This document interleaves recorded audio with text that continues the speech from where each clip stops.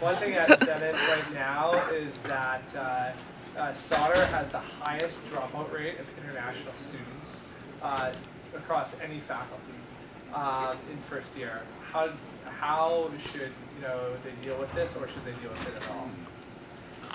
Okay, so that is the issue that I want to address, because international students pay a lot of tuition fees, and like they identify with the school, they come so far away from home, and they just drop out because they fail to meet like 65% core average. With like they drop out because they have a 64% core average. For that, I'd like to work more closely with academic coordinators, giving more options to students, giving them information about all the options they have. Like, okay, so don't take a math course now, take it over the summer, don't take it with other courses, do your degree in 5 years, more options to stay in school. And I plan on joining the appeals committee so I can help these students out when they file in their appeals. That's what I plan to do. So that what Cheyenne suggested is already available in the UGO, sorry.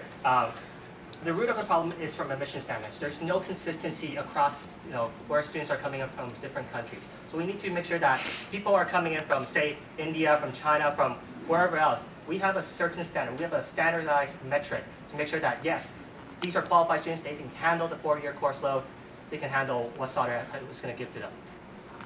What I think is we should put more mentorship program into first year, so students in first year realize how important it is to study hard, or even if business degree is the right degree for them. So for those who don't think the business degree is the right one, they should probably go pursue other degrees. And for those who really think the business degree is right for them, they should probably work hard.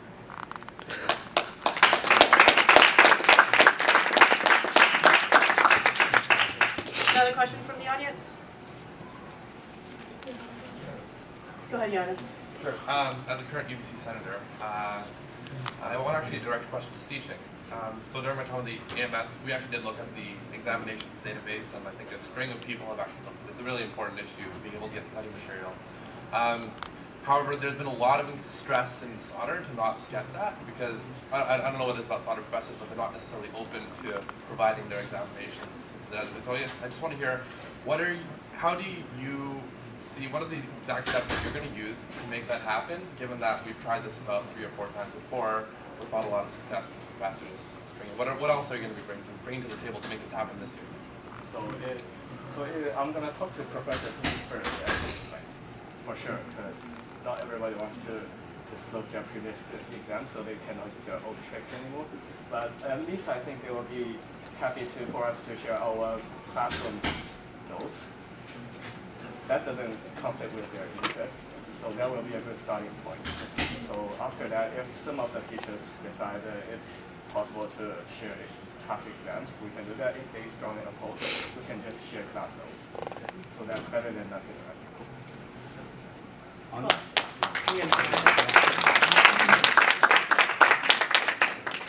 Okay, my favorite question, 2 words or less, what do you stand for? Efficiency for the students. Building our quality of our brand through education. 2 words or less? I don't know. Okay, thanks, gentlemen.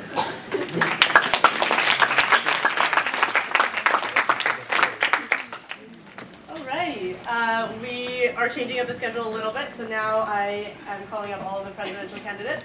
So yeah, sorry guys, come on up for the 4th year reps. Woo! Woo!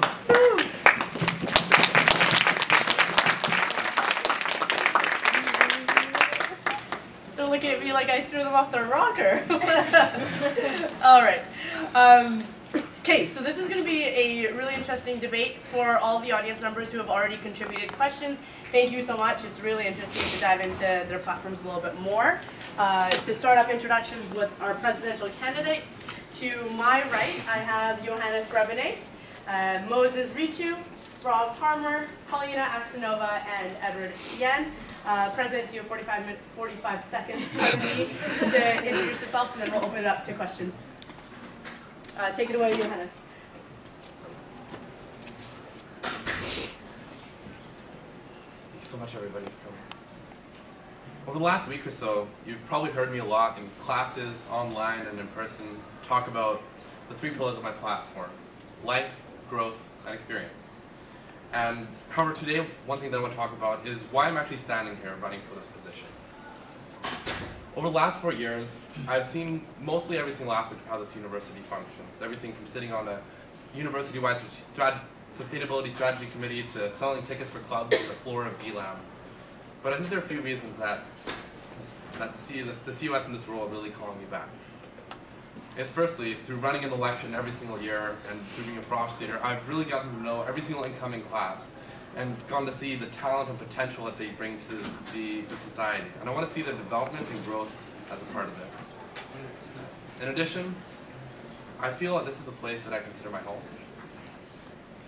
I feel like the time has come for me to come back and do something for this community that has done so much for me in the past.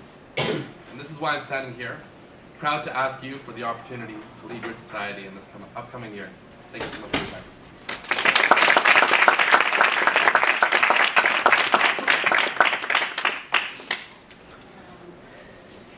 Hey, my name is Moses Richu. I'm an international student to Kenya. I've been, from the get-go, involved in a variety of activities in the CUS, from various committees, sitting on the board, and I also work in the graduate office trying to improve the livelihood of students within Sauder. And I believe that the biggest asset that any company, any institution, or for that matter, any undergraduate society has is its people. And I believe that the greatest investment any undergraduate society can make is in developing the people, in developing you, reaching out to you, and making sure you're engaged, involved, and that you're learning. That's why I'm the president.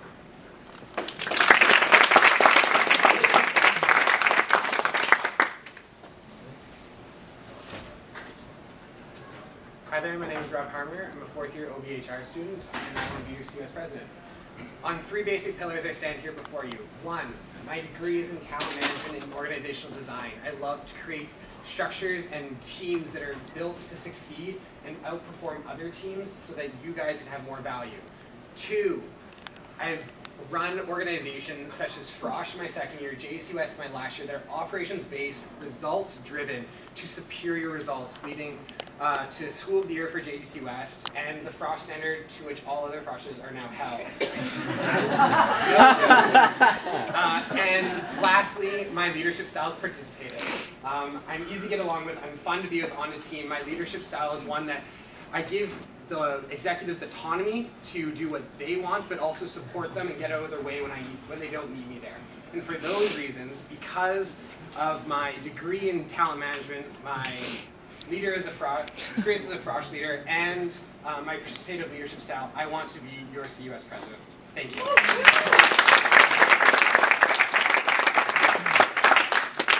Hey everyone, thank you so much for coming. I'm so glad to see so much interest in what we have to say to you guys.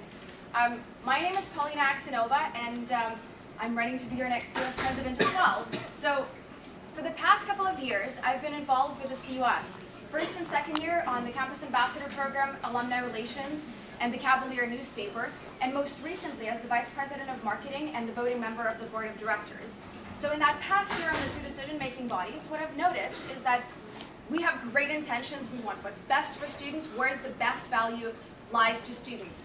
But what we forgot in that equation is to actually ask the students what they think the best value for them is. Is it the parties? Is it the better help with internship? Is it better food at the cafe? Whatever it is you guys want, I want to take that and align that with the priorities of this organization.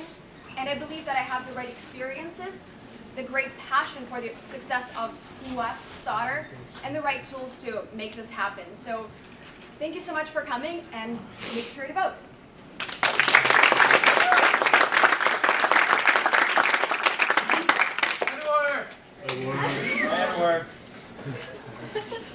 When I was in first year, before this place even existed, this building right here, we're all back in that building over there. I went to the CG Lounge one day, and it was decorated in black and yellow. It was beautiful. And I think what's his name, Nathan and Stas, they made a video about me Inc. You know, I'm on a plane, and it was amazing, and just a great experience. So that's what I want to see next year. I want to see our culture back in Sauder. I want to see every student get involved again. I want to see that there's life in this building and there's energy in this building. I want to see our culture back, and I want to see people get involved. That's what I stand for. How do we do that? Well, the new building is just about to get done, right? And it's a perfect chance for us to all get back to the same building again. No more swing, no more LSK, all back to the same building. Again, it's a chance for us to get together and just get to know each other a lot more. So my name is Edward Yan, and I stand for a culture that is together, that helps each other out, and makes sure that there's passion for each other and business. Thank you.